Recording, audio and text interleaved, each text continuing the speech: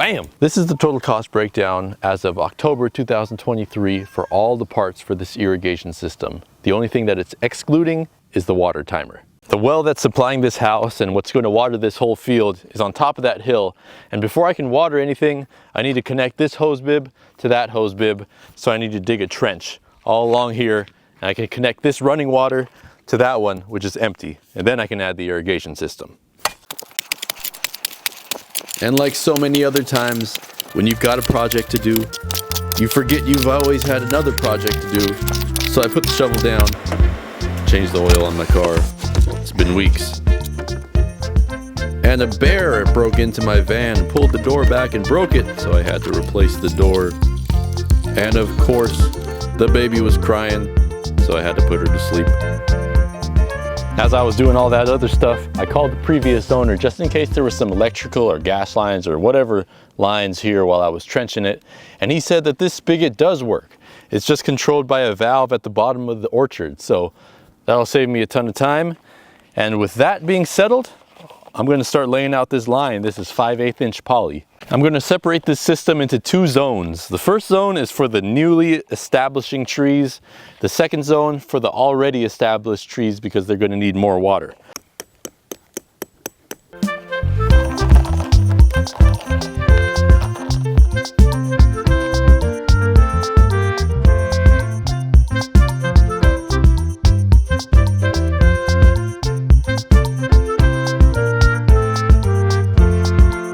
I had someone come out here and give me a quote on how much it would cost for him to do the irrigation and terrace it out. He said it would take him 5 days with 5 guys at $1,300 a day to get this done. And yeah, I'm sure it would look nice, but all I want is some fruiting trees in a couple of years. And if I can pay 200 bucks and spend an hour of my time to get this irrigation line in, I'm gonna do that. I looked at him, I said, what?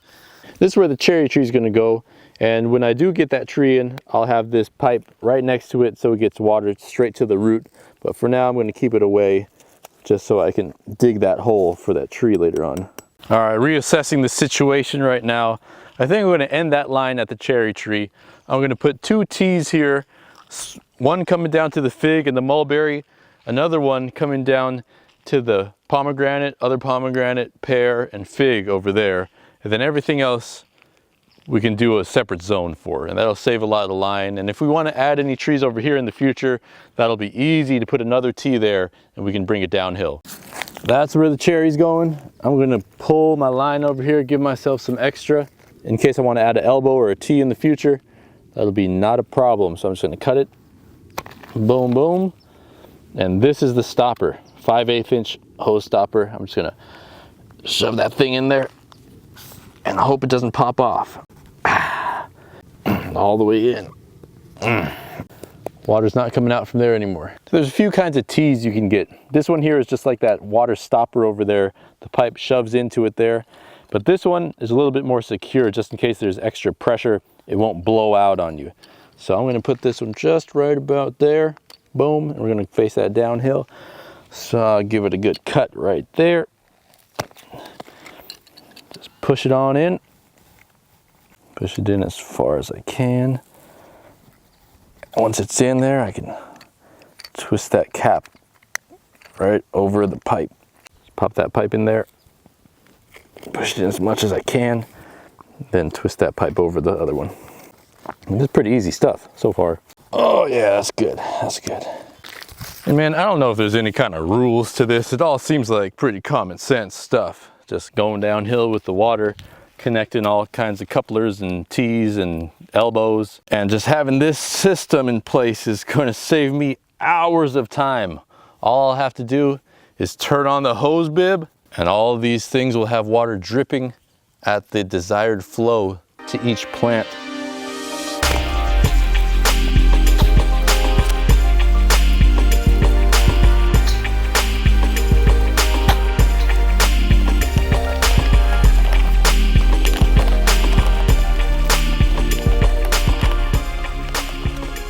Look at that, man, we're almost done.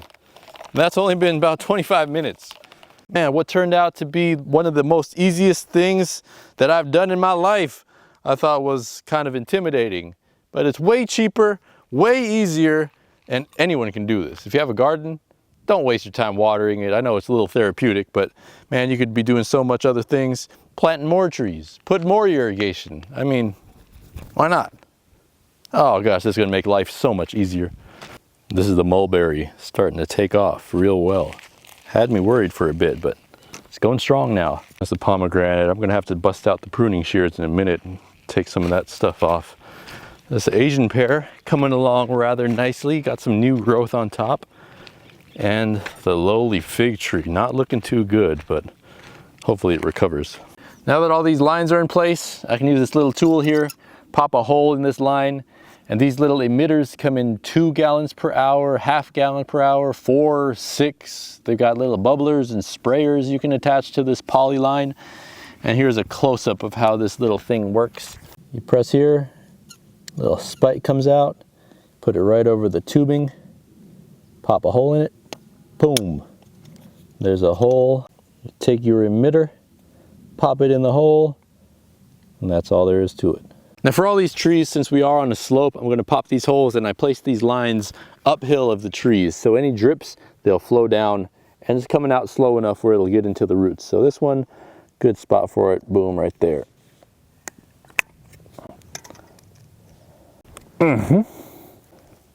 Exciting stuff for the Asian pear.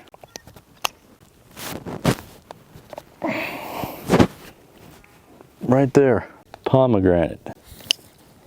If you do have some tips about this irrigation stuff, let me know, because it's all new to me. So anything that I can improve on, always happy to learn, but this will get it started easily. Now let's test the system. I got hard water coming out of here and there's a good amount of sediment. It's coming straight from a well.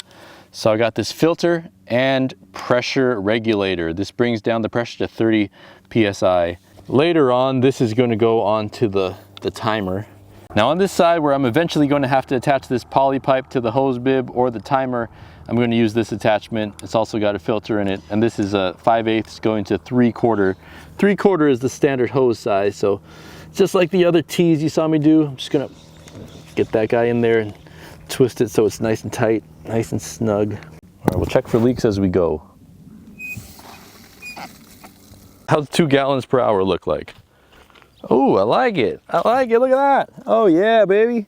We don't have to water ever again. That is perfect. Uh-oh. Do we bust a leak? What's going on over here? Oh, it's just filling up. That's why. This line is filling up right now, I think. All that air, that'll be pushed out of there, and there we go. Almost. All right, baby. That's perfect for these. I'll leave these on for like 2 or 3 hours and shoot, we got water. How about this one? Mulberry getting water? Oh yeah. Are these adjustable? No, not adjustable. Ah! Oh, that's what, oops. I guess they shoot off though. Let me see if I can get that back in there. So you gotta learn the hard way. You gotta learn the trial and error. Nice, not adjustable. Just gonna make sure every plant has water coming out. We do, and the last one, the fig, we got water coming out of here too. And yes, it's coming out at about 2 gallons per hour. So this is what I'm going to be using to run the irrigation system. This is the Melner brand, not sponsored, but I've seen this one and compared it to the Rainbird. I think that's what it's called, the Rainbird, and that one didn't have that many good reviews compared to this one. So I got my filter, my water pressure reducer, and it's going straight to the new hose bib that I just replaced. Great, no leaks. Now check this out. So water comes in from the hose bib and it goes down to the system, and this one is zone 1, that one's zone 2. Every system is a little bit different, so I won't talk about that too much, but this one is very, very simple to use. I've got zone 1 set for every other day at 2 hours, and zone 2 is set every 6 days for 2 hours. All right, we'll turn on the system just to show you how it works. This is manual. I'll turn zone 1 on for 5 minutes, and then turn zone 2 on for 5 minutes. And then we just wait for 5 seconds. It'll turn on automatically. You'll hear it switch on. There we go. Both are running.